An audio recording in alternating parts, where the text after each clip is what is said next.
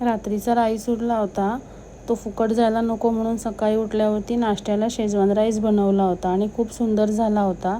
First chopping बोर्डवरती कांदा, tomato, Shimla मिरची कापून घेतली. त्यानंतर कढईमध्ये तेल गरम करून जिरं, मोहरी, लसूण, कढीपत्ता टाकून मस्त तो फ्राय करून घेतला. त्यानंतर त्याच्यावरती कांदा, टोमॅटो आणि शिमला मिरची टाकून फ्राय केली.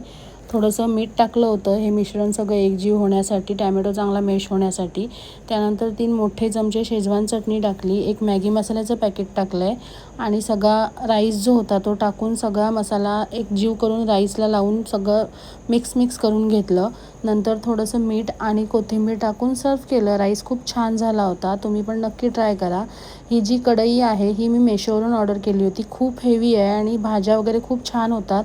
उडनचा स्पून आहे, हात भाजू नये म्हणून मी उडनचा स्पून वापरते आणि स्टेनलेस स्टीलचा चॉपिंग बोर्ड. या सगळ्यांची लिंक मी कमेंटमध्ये ॲड केली आहे. लिंक हवी असेल तर कमेंट करा.